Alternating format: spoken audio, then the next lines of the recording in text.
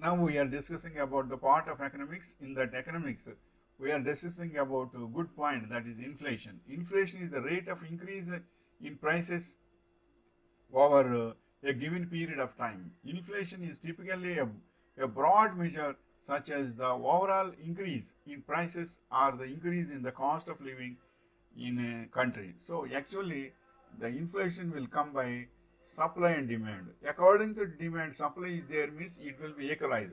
But what will happen is supply is not there but demand is very high means the cost of the products and all the things will be increased. That is inflation. Inflation is always dangerous to the world, not to the country, into the entire world.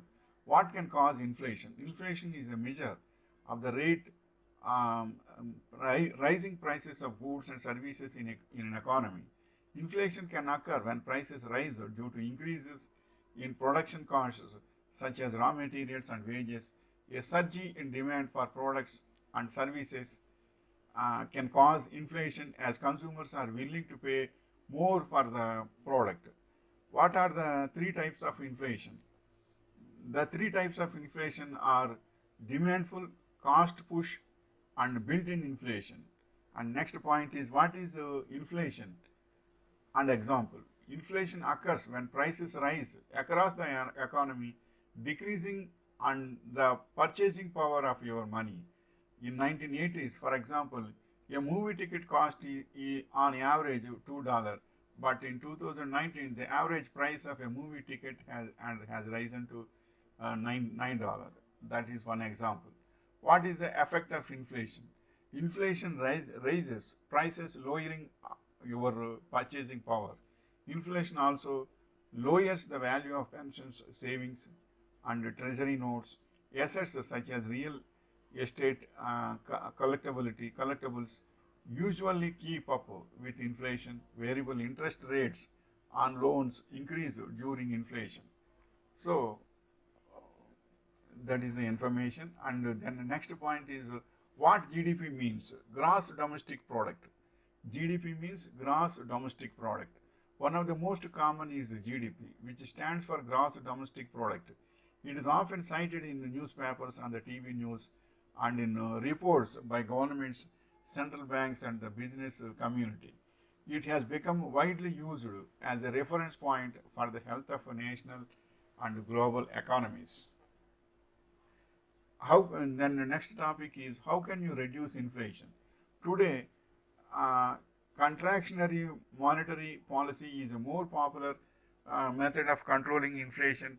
The goal of a contractionary policy is to reduce the money supply within the economy by increasing interest rates.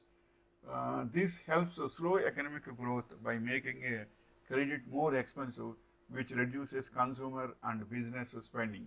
And the another thing is also there. If inflation is coming means governments has to think which are the heavy producing products in certain seasons. Those heavy products, it may be perishable goods or food grains or whatever it may be, that has to be shared, that has to be stored in preservatives and go downs up to certain extent. That is, we are having in India food corporate, FCI go downs are there, Food Corporation of India. Those go downs will keep all the things up to certain extent. If cost is crossing the limit, then they will release their products to country. By that, the cost will be balanced. So such things has to be done for every product. Every time one inflation department has to be there.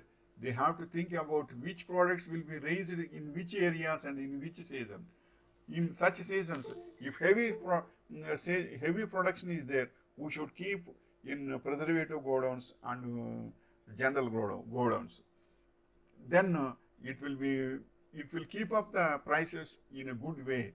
So economic growth and all things inflation we can control by the natural idea and ideology of the people. And then four types of what are the next topic is what are the four types of inflation. There are four main types of inflation categorized by their speed. They are creeping, walking, galloping, and hyperinflation. There are specific types of asset inflation and also wage inflation. How do you explain inflation to a child? Inflation is a general increase in prices. It is measured in percentage increases across a year. There are lots of reasons for inflation. Very high inflation is bad because it makes it harder for people to buy the things they like and need. For some people, inflation is good. But rich people, inflation is good because they will always keep their demanded products at the time of season. The, in season they will store it, and in unseason they will expose their products. By that they will earn so much. For rich people, inflation is good certain up to certain extent, but not permanent extension.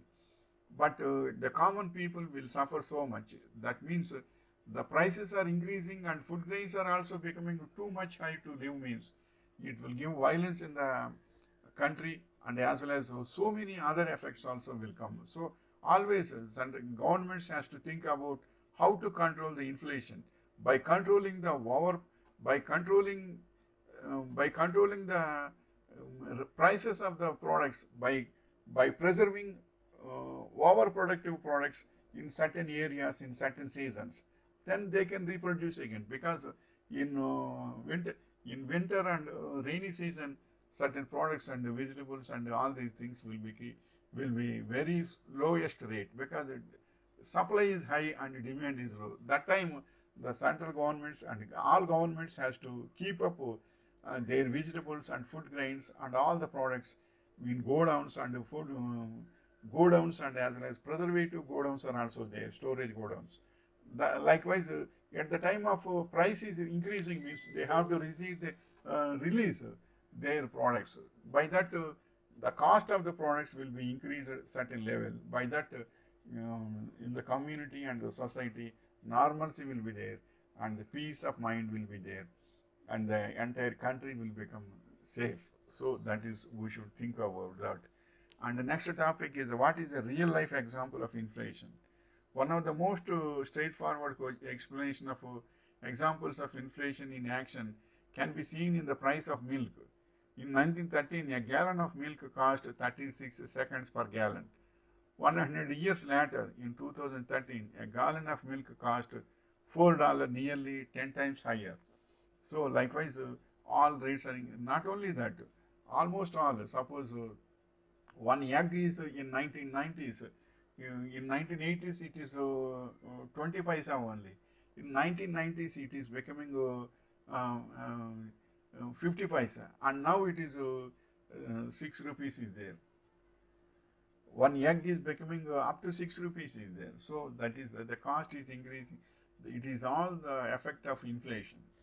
And some governments also has to encourage all people for hatcheries and agriculture.